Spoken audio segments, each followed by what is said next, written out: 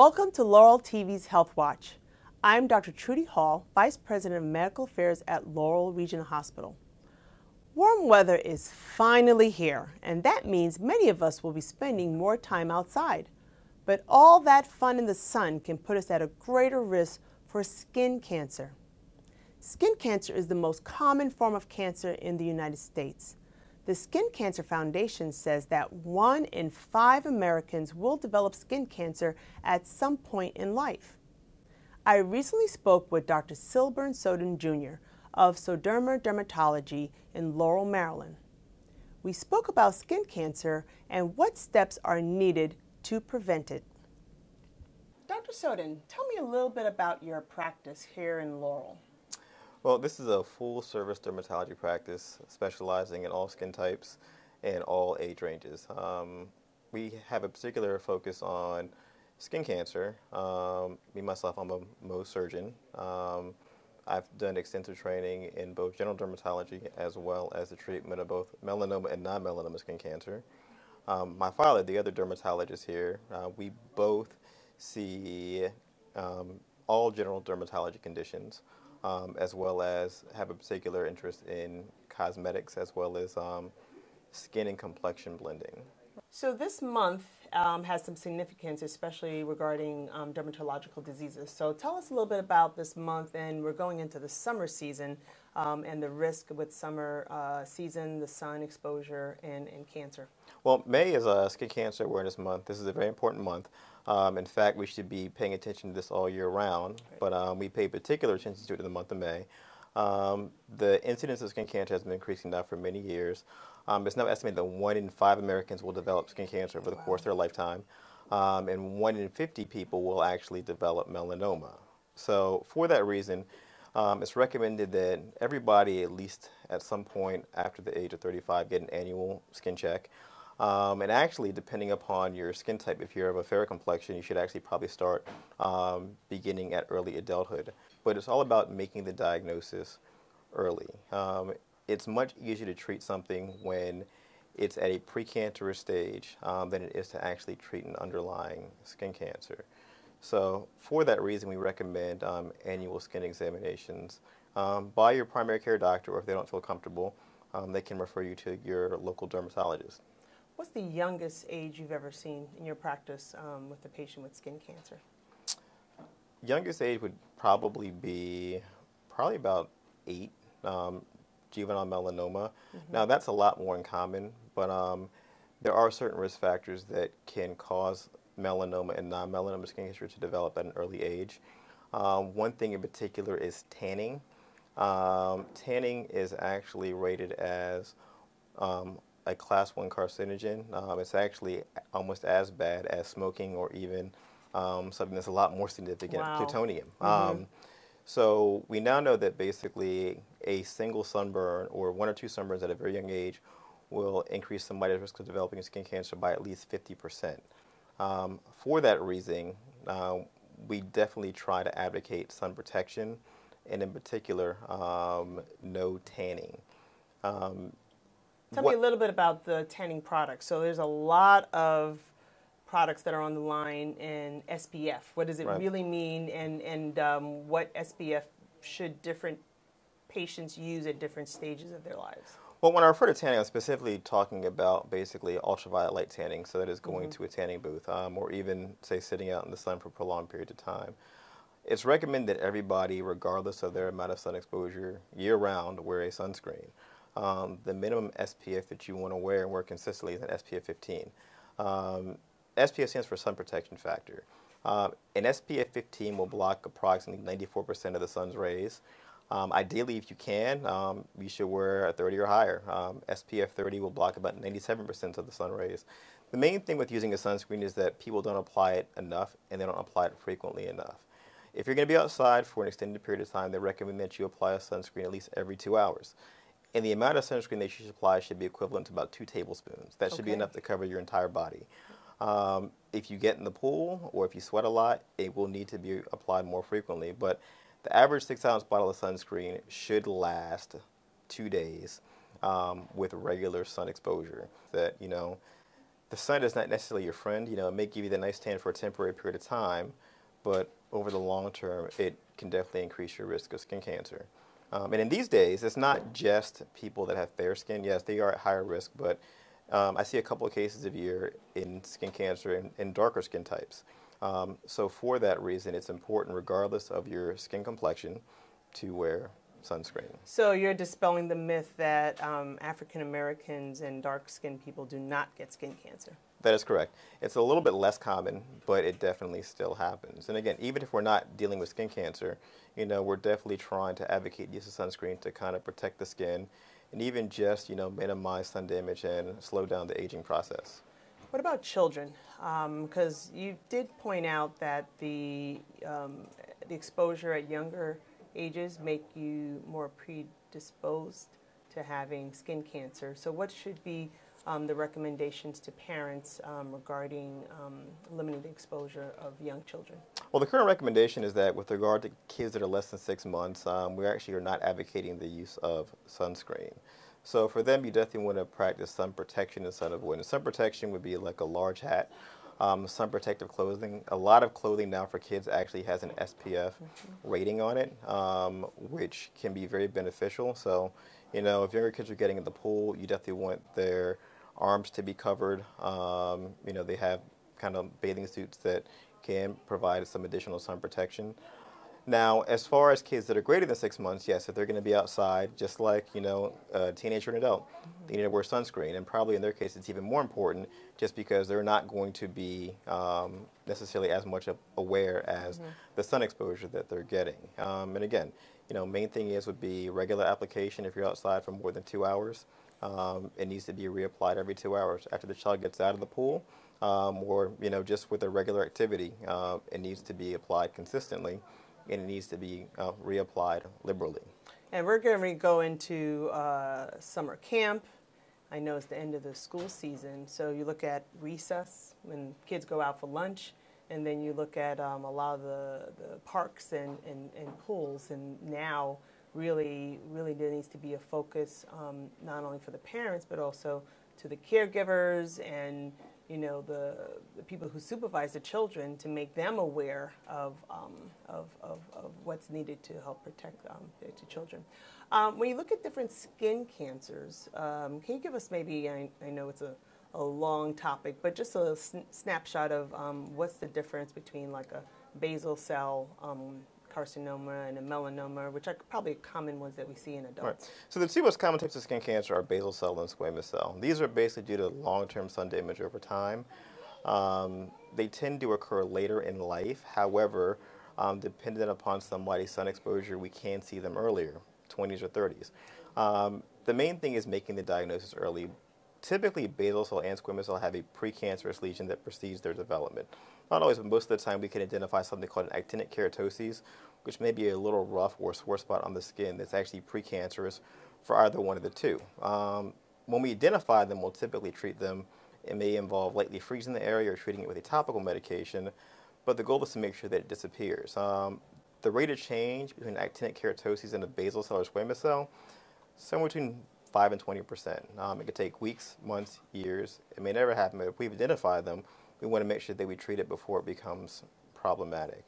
Now, once somebody starts to develop these types of precancerous lesions, they only tend to become more common with time. So, you know, somebody may not just need to be seen once a year. They may need to be seen more regularly depending upon how frequently they're developing these lesions. Those two cancers in particular make up the vast majority of skin cancers that we see.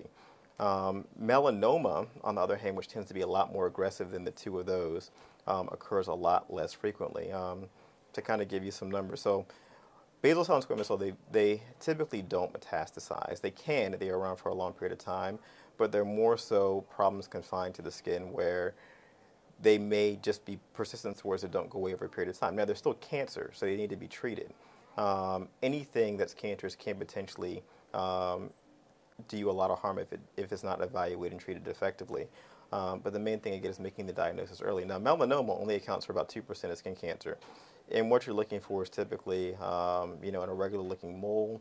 And that for that reason, it's very important to get yourself Yeah. looked at regularly. And I want to stop you regarding the mole, because I know there are a lot of people in the community that have moles, and there's always this question: is this just a regular mole, or is this cancerous? So can you give us a little information about that? In that regard, it can be a little difficult to kind of identify what is normal and what is malignant or precancerous. So when we typically look at moles, we look at their overall size, shape, symmetry, and color. We'll typically pay more attention to the ones that look a little bit abnormal for the person. So I kind of look somebody when I call it the ugly duckling sign. I kind of look at their moles in general and see what's normal for them. And then I kind of see moles that kind of fall outside of that, look a little bit different. Now, some patients I'm not going to see that frequently. However, the main thing I stress to them is that they need to do regular monthly skin self-examinations. And actually, if they were to go on the website for the American Academy of Dermatology or just Google basically skin check, it kind of breaks it down very easily how they can just do regular monthly skin self-examinations at home. And again, the key is just kind of finding those spots, even if it's something that's being of no concern. The main thing is getting it looked at, because it's better to be safe than sorry. Great. You and your father practicing here in Laurel, so it's really neat to have a father and son practice in Laurel, and your mother is the manager. So this really is a family practice serving the community. Looking at just Laurel, what are your top advice that you can give, just to wrap up, regarding the residents of Laurel regarding skin cancer? Well, I would say regardless of where you live, the incidence of skin cancer is increasing everywhere. So everybody needs to, at least get their skin checked once. Some patients may never develop skin cancer, but it's always good to at least be screened. Screened, yes. Which is the most important thing. Right. And then, if you do end up having a diagnosis of skin cancer or precancerous lesions, share that diagnosis with your family and family members, because skin cancer does tend to run in families. Okay. If your mother or father had skin cancer, if they had precancerous lesions, you're at a much higher risk of developing that yourself in the future. And, we now know a lot more about skin cancer than we did even several years ago. So getting back to the idea of prevention, once you start to get the precancerous spots, there are things that we can do, but it's something that's going to probably be an ongoing thing that needs to be addressed at least somewhat consistently. Pay attention to your kids. Yes. Try to stress the importance of prevention with them.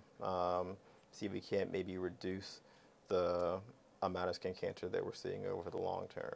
So Lisa, looking back, if you could replay the possible risk factors, is there anything that you think you may have done differently?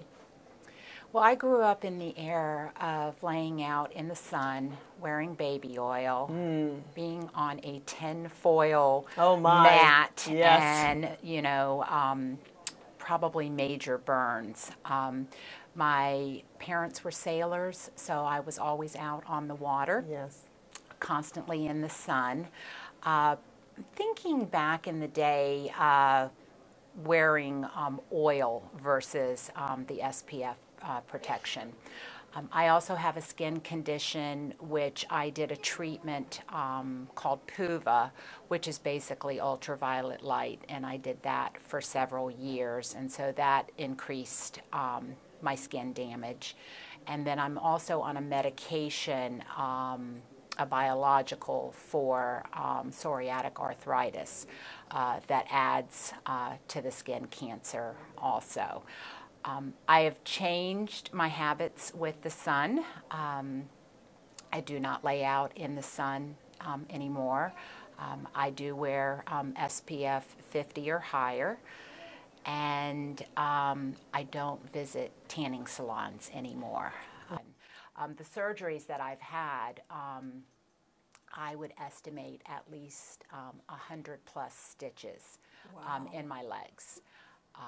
And I wouldn't want anybody else to have to go through that. So I think this month being, Skin Cancer Awareness Month and getting the word out there is very important. Well, I have a rheumatologist that I see and for my arthritis, and I noticed a spot on my leg, and he thought that it was just a boil.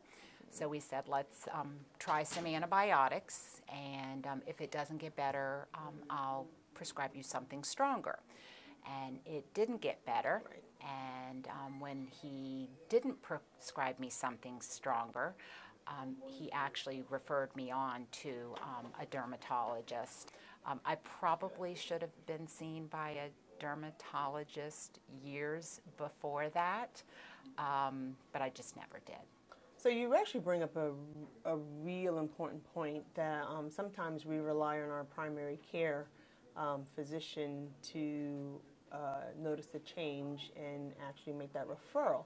But sometimes as a patient in the community, you have to be very proactive about that process, especially if you're at risk, because they're not experts or especially trained in really knowing and seeing those lesions. And what you did, which was, it's not getting better, it's changing, I need to be seen by an expert. What do you tell your friends? Well, I stress the importance of sunscreen. I stress the importance of not laying out in the sun for extended periods of time. I have a funny little story. My daughter was going to the beach with a bunch of her girlfriends several years ago, and she basically said, all my girlfriends' mothers are talking about the dangers of drinking down at the beach, and she says, only my mom is preaching, don't lay in the sun, sunscreen. So, you know, I try and gently share my experience of what I've been through and just the importance of staying out of the sun. Go to the beach, but wear your SPF, stay under an umbrella, and don't stay out in the sun all day long. So you're a woman, and a lot of women, you know, make sure that they have different products on their face. So tell us a little bit about maybe your skincare and how do you have part of your normal regimen, including sunscreen? Well, I make sure every morning when I get up, I put on a moisturizer. It does have the SPF in it. Very good. And I do wear products, you know, my base makeup that have SPF in it also. And I don't consciously apply SPF every day before I go out of the house, but that is a habit that I'm trying to get into, of, you know, not just my face, my arms, because even driving in your car, Exactly. Your arms get, yes. Yeah. So I think it's just a habit that we all need to get into, of applying lotion that has some type of SPF in it. May is also Stroke Awareness Month. According to the National Stroke Foundation, stroke is the 5th leading cause of death in America and a leading cause of disability. Strokes affects more women than men, and a higher percent of minorities suffer strokes. Contrary to what some may believe, stroke does not just affect the elderly. A stroke can happen to anyone, but close to 80% of all stroke is preventable. I spoke with Dr. Bruce Neckritz, Rehabilitation Director at Laurel's Hospital Acute Inpatient Rehab Unit, about stroke symptoms, treatments, and prevention. Dr. Neckritz, tell us a little bit about the acute rehab unit here at Laurel Regional Hospital. Sure, I'd be happy to, Dr. Hall. I've been the medical director here since 2002. We operate a 28-bed acute rehab unit which services many different patients from the Laurel community and also from the surrounding areas. Patients may come here after they've had strokes or other neurological events. There may be people that have had orthopedic surgeries or injuries, traumas. So we service a great deal of different diagnoses in patients in the area. So are there any other acute rehab units in Prince George's County or in the Laurel area? No, we are the only CARF, which is a certified acute rehab facility in Prince George's County that services the entire county and also outside as well. So lately we see a lot of skilled nursing facilities saying that they have rehabilitation units. What's the difference between an acute rehab hospital and a skilled nursing home with rehabilitation services? Well, that's a great question, and I think there's a lot of confusion in the community, especially because the nursing facilities have been pushing more that they have rehabilitation services, which they do, but there's certainly a different focus between the acute rehab facilities such as Laurel and the nursing homes. The level of care that we have here in the hospital is far superior to what you will get in a nursing home. The level of nursing to patients, physician oversight. We are in an acute hospital here. There's 24-hour medical services.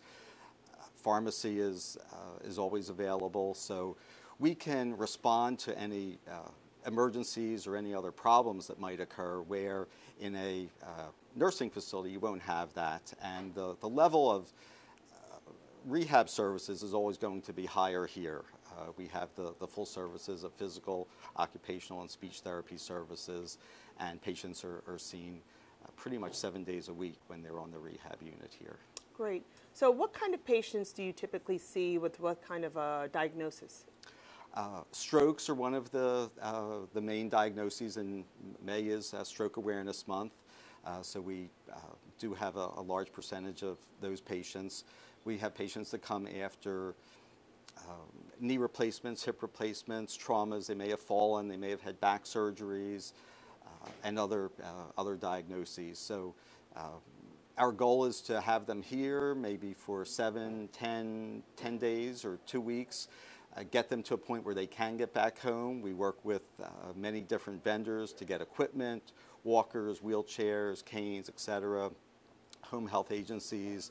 So whatever we can do to make it feasible for the patient to go home, we try to interact with the families, which is very important, right, especially too. And even after they're done here, that's not the end of rehabilitation services.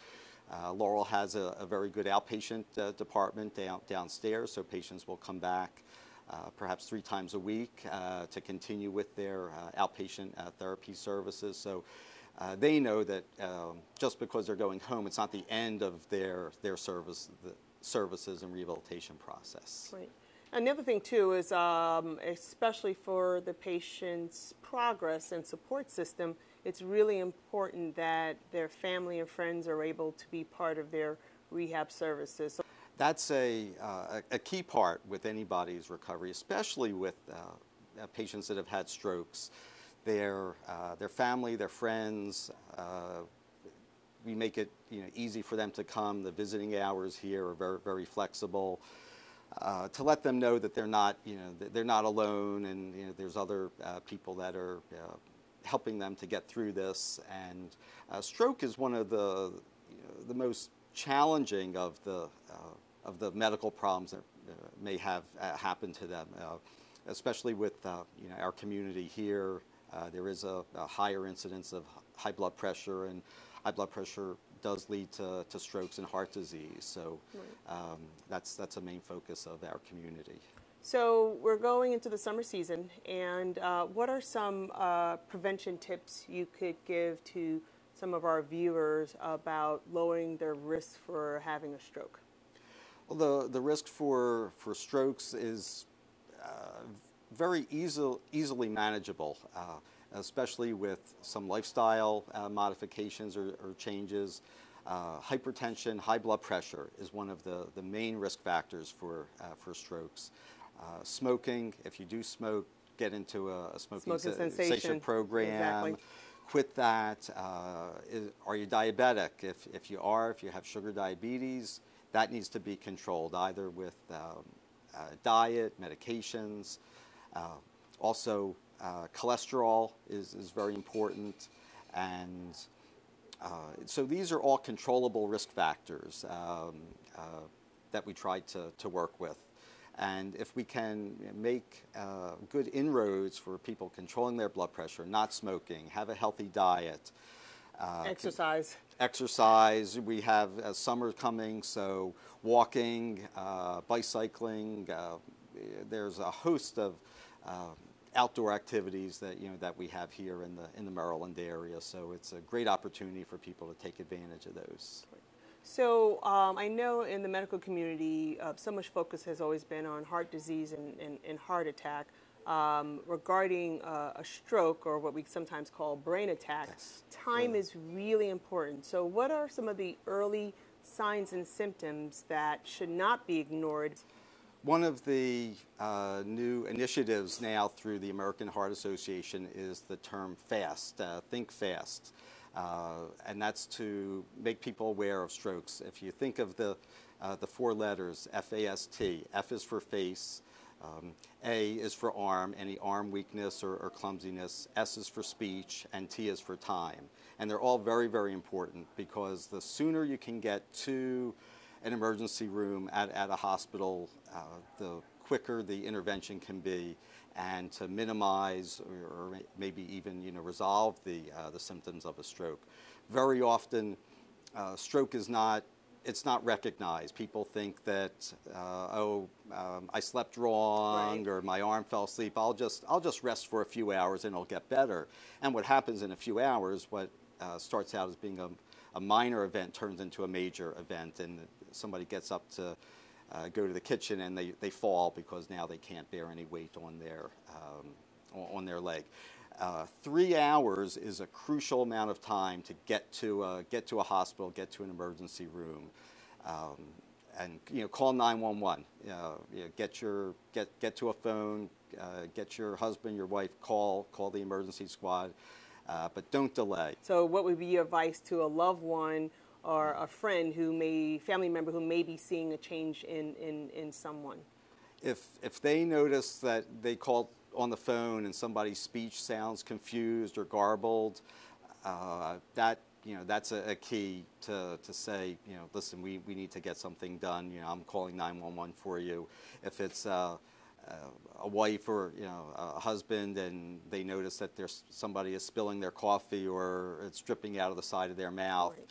These are crucial, signs, and it's not always that clear cut. Somebody may have balance problems. They may start falling.